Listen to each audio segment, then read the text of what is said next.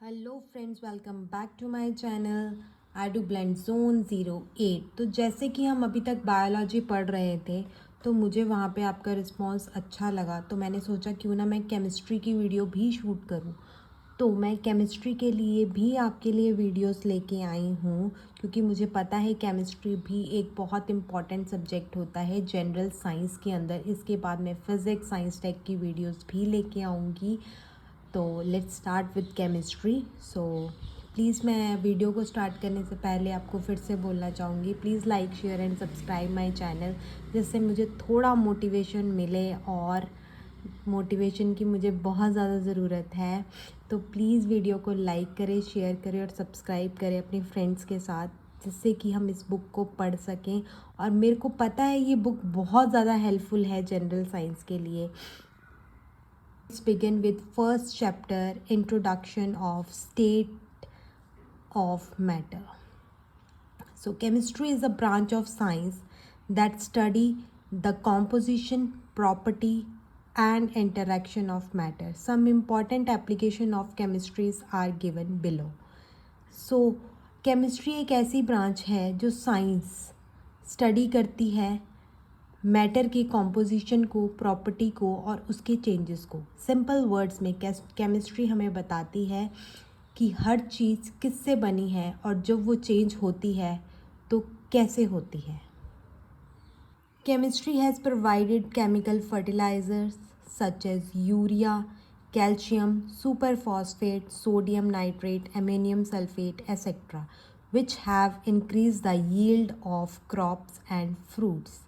Chemistry ने chemical fertiliser दिए हैं हमें, जैसे कि urea, calcium superphosphate, sodium nitrate और अमोनियम सल्फेट। ये फर्टिलाइज़र क्रॉप्स की ग्रोथ को बढ़ाते हैं और प्रोडक्शन इंक्रीज़ करते हैं। जैसे कभी कभी पूछ लिया जाता है ना कि कौन कौन से केमिकल्स हैं, 4-5 ऑप्शन दे के कि इसमें से कौन सा केमिकल है जो क्रॉप की प्रोडक्शन को बढ़ाता है, तो आप ये सारे याद रख सकते हैं: urea, calcium superphosphate, sodium nitrate और ammonium sulphate.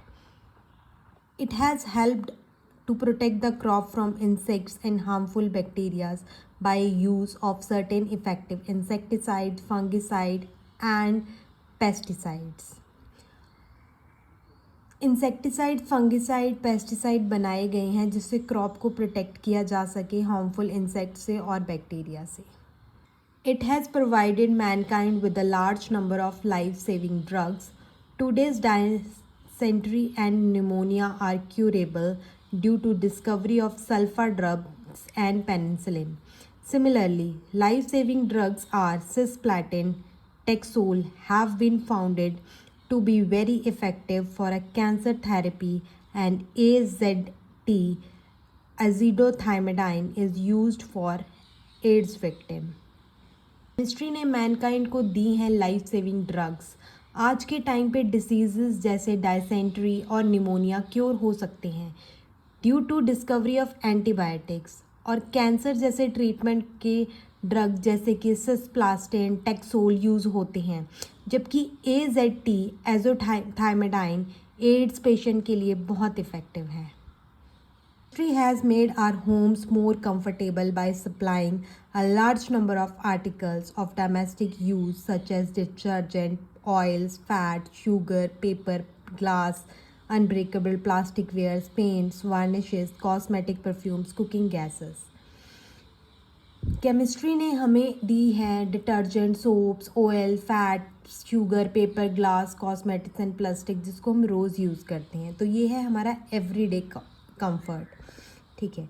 Chemistry has also increase the striking power of man in war time. It is responsible for discovery of a highly explosive substance such as TNT, nitroglycerin, dynamites, poisonous gases like mustard gas, lucite, phosgene, and many other deadly weapons such as atom bomb and hydrogen bomb.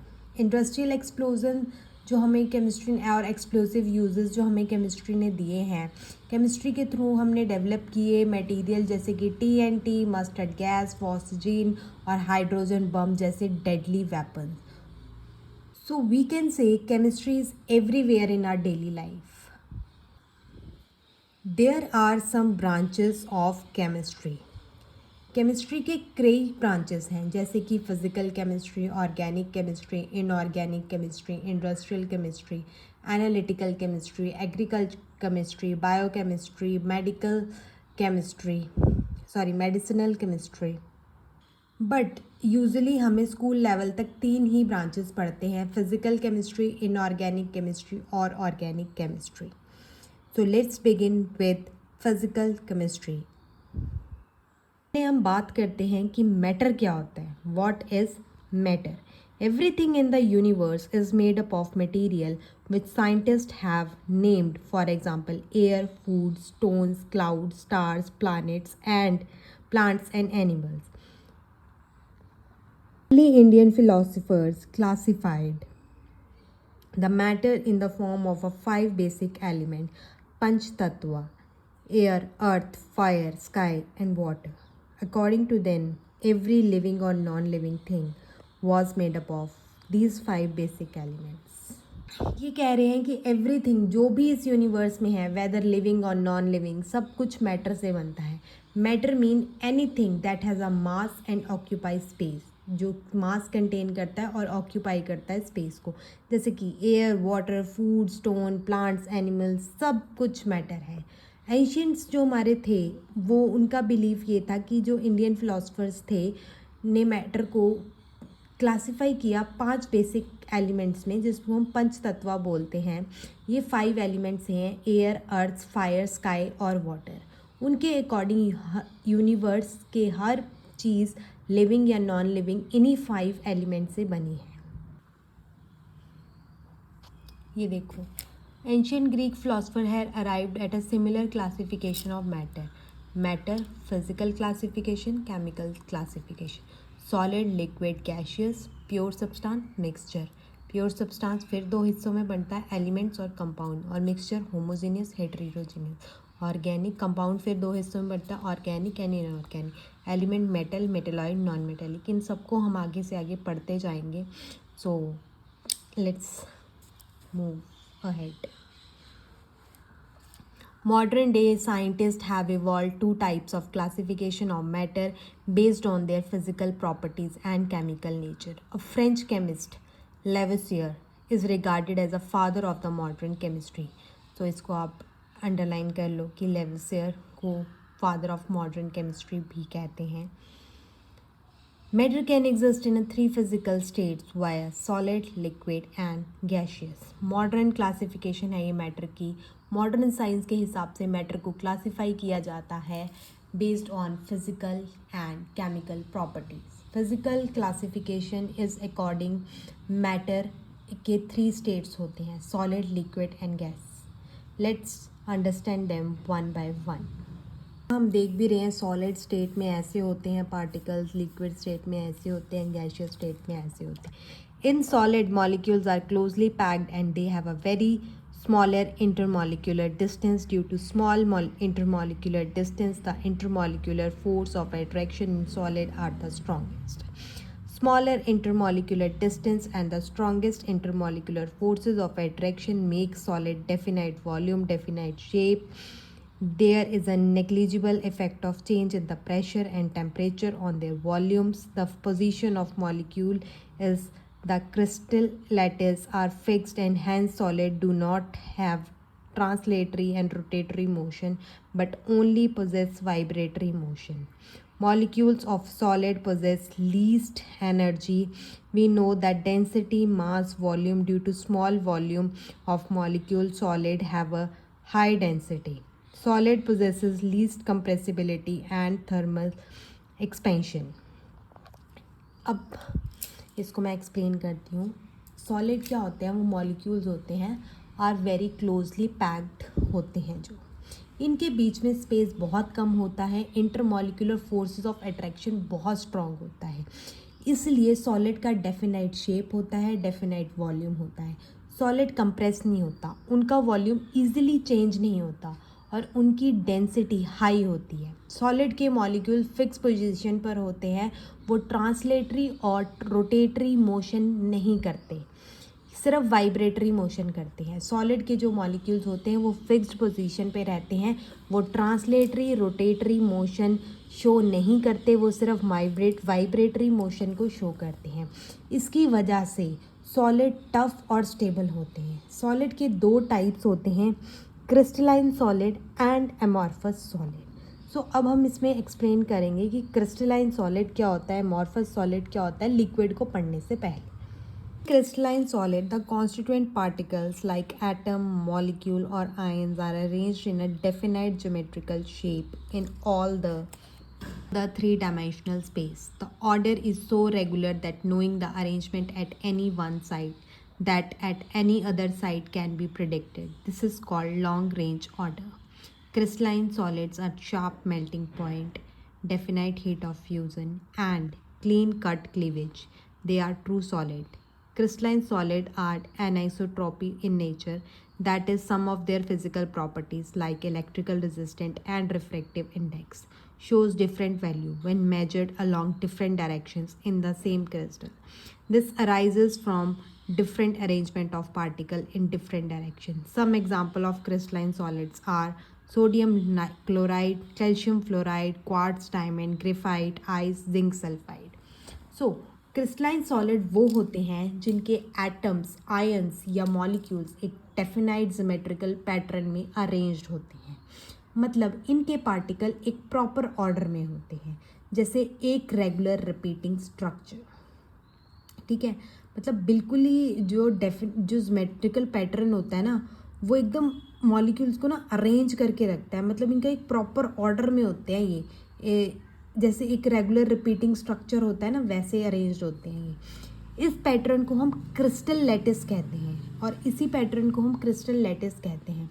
ये solid ये solids का sharp melting point रखते हैं, यानी एक specific temperature पे ही melt होते हैं ये जाके, और जब तोड़ते हैं तो रेगुलर सरफेस या प्लेन फेसेस मिलते हैं, जिसे क्लीवेज प्रॉपर्टी कहते हैं। क्रिस्टलाइन जो सॉलिड्स होते हैं वो एनआइसोट्रॉपिक होते हैं। इसका मतलब है कि उनके फिजिकल प्रॉपर्टी जैसे hardness, refractive index, conductivity etcetera direction के हिसाब से चेंज होती है। ठीक है, फॉर एग्जांपल अगर आप एक क्रिस्टल को अलग डायरेक्शन में से कट करो तो उसके फिजिकल प्रॉपर्टी थोड़ी डिफरेंट होंगी। Got it? ये यहाँ पे यही कहना चाह रहा है कि ये जो क्रिस्टलाइन सॉलिड्स होते हैं एकदम डेफिनाइट पैटर्न में होते हैं, ज्योमेट्रिकल पैटर्न होता है इनका, जो उस पैटर्न को हम क्रिस्टल लैटिस बोलते हैं। स्पेसिफिक टेम्परेचर पे ही मेल्ट होंगे ये जाके, और जब टूटते हैं तो इनका जो सरफेस होता है वो रेगुलर होता है। ठीक है, और ये या प्लेन फेस में मिलते हैं, जिसे हम क्लीवेज प्रॉपर्टी कहते हैं। ये एनाइसोट्रॉपिक होते हैं, मतलब इसका फिजिकल प्रॉपर्टी जैसे hardness, refractive index, conductivity direction के हिसाब से चेंज हो जाते हैं। ओके, एग्जांपल्स देखने हैं इसके। एग्जांपल बहुत इंपॉर्टेंट है, कई बार हमें पूछ लिया जाता है पेपर में कि क्रिस्टलाइन सॉलिड के एग्जांपल क्या है।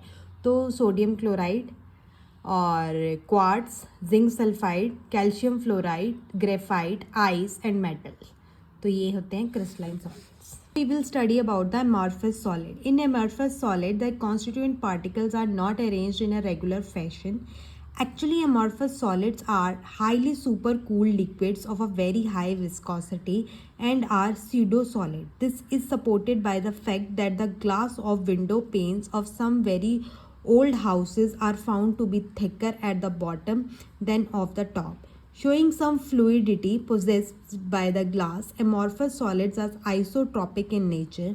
It is because there is no long-range order in them and arrangement is irregular along all the direction. Therefore, value of any physical property would be same along any direction. The example of amorphous solids are glass, rubber, plastic. Amorphous silicon is one of the best photovoltaic material available for conversion of sunlight into electricity.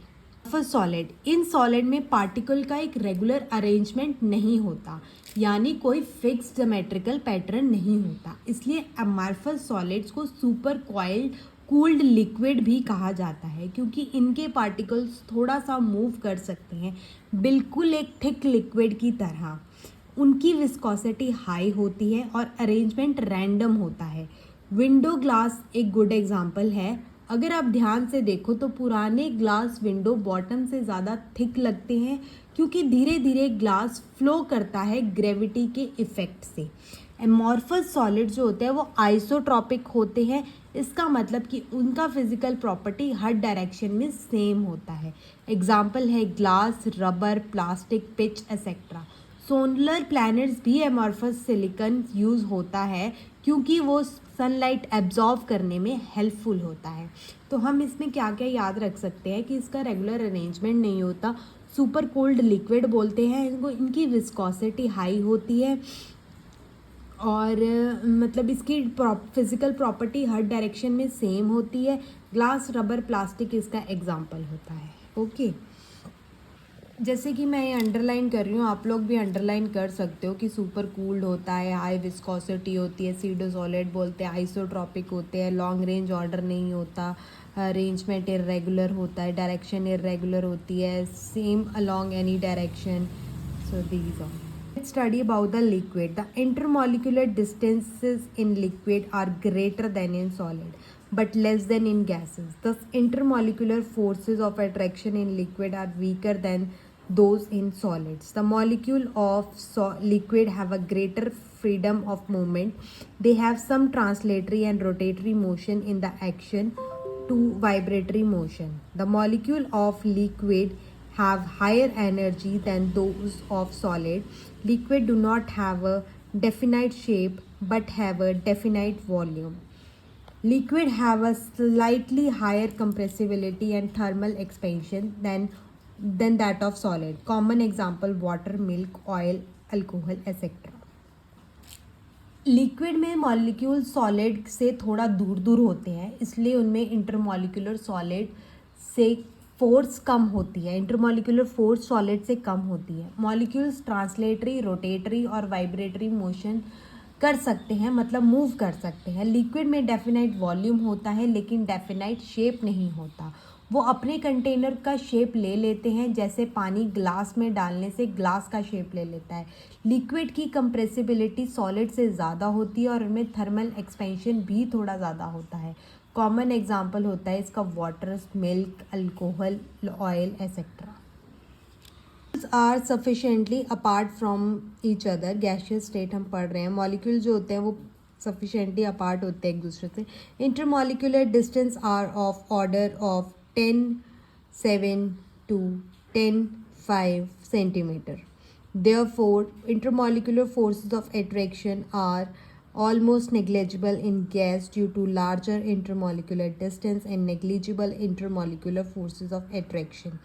Gas can neither definite volume, definite shape. They completely occupies the simple container in which they are placed. The molecule of gases have large rotatory, vibratory and translatory motion. Gaseous molecules are most energetic molecules. They have possess high compressibility and thermal expansion. Gaseous की जो molecules होते हैं वो बहुत दूर दूर होते हैं। जो इंटरमॉलिक्यूलर डिस्टेंस होता है वो 10⁻⁷ to 10⁵ सेंटीमीटर के बीच में होता है, इसलिए उनका between attraction force almost negligible होती है। गैशियस का ना डेफिनाइट शेप होता है, नया डेफिनाइट वॉल्यूम होता है। वो अपने कंटेनर के पूरे स्पेस में स्प्रेड हो जाते हैं। गैशियस मॉलिक्यूल के पास ट्रांसलेटरी, रोटेटरी और वाइब्रेटरी मोशन होती है, इसलिए गैस इजीली फ्लो करती है और हाईली कंप्रेसिबल होती है। उनकी एनर्जी सबसे ज़्यादा होती है। Gases are more energetic form of matter. Gases are highly compressible as compared to solids and liquid. The liquid petroleum gas LPG that we get in our home for cooking or oxygen supplied to hospital in cylinder is compressed gas. Compressed natural gas is used as a fuel these days in vehicle. Due to its high compressibility, large volume of gases can be compressed into a small cylinder and transported easily. Common example air, oxygen, nitrogen, ammonia, carbon dioxide etcetera. जो कुछ एक gases को compress करके liquefied form में store किया जाता है, जैसे कि एलपीजी, लिक्विफाइड पेट्रोलियम गैस और सीएनजी। ये एनर्जी का इम्पॉर्टेंट सोर्स है जो कुकिंग और ट्रांसपोर्ट जैसी चीज़ों में यूज़ होता है। ड्यू टू इनकी high compressibility, large volume of gas can be compressed into a small cylinder. मतलब इनकी हाई कंप्रेसिबिलिटी होती है, लार्ज वॉल्यूम होती है, तो ये इजीली छोटे छोटे सिलेंडर्स में कंप्रेस हो जाती है। इसका कॉमन एग्जांपल है air, oxygen, nitrogen, ammonia, carbon dioxide. Change in physical state of matter. The three states of matter, solid, liquid and gaseous, are interconvertible by changing the condition of temperature and pressure as follow. Solid heat से बनता है, heat होके बनता है liquid, cool होके बनता है solid, liquid heat होके बनती है गैस, कोल्ड होके बनता है लिक्विड, और ये इनका ऐसे ही चलता रहता है vice versa. On heating a solid usually changes to a solid liquid, and liquid on further heating changes to a gaseous state और a vapour state. In reverse processing liquefies to the liquid, and liquid on further cooling freezes to the solid. तो यही चलता रहता है। Matter की state change होती है temperature and pressure के इफेक्ट से। फॉर एग्जांपल सॉलिड हीट होके लिक्विड बनता है, लिक्विड हीट होके गैस बनती है, फिर गैस कूल होके लिक्विड बनता है, और लिक्विड कूल होके सॉलिड बनता है। Like when you heat ice, it melts to form water, and further heating से वाटर वेपर बन जाता है। इस सिमिलरली कूलिंग वाटर वेपर से फिर कंडेंसेशन होके वाटर बन जाता है और फिर ice. Difference between water difference between gas and vapor. Vapor represent a gaseous state of the substance which is liquid at room temperature. A substance is gaseous state at a room temperature is called a gas but not vapor. For example, ammonia is a gas, not a vapor. But water on heating forms water vapor. Water exists in a three different states: ice, water, water vapour. Ice heat होके water, water heat होके water vapour, water vapour cool होके water, and water cool होके ice. Now scientist are talking of a 5 states of matter: solid, liquid, gas, plasma and Bose Einstein condensate. We have a plasma state. Plasma state consists of a super energetic, super excited particles. These particles are in the form of a ionized gas. Plasma can occur when matter is heated to high temperature. The matter is a plasma state is a collection of a free, highly energetic and highly excited electrically charged particle. The fluorescent tubes and neon sign gas contain inert gases. When electrical current is passed through them, they produce a glowing plasma having a characteristic color. Depending upon the nature of gas, it is presence of plasma that makes CFL tube glow.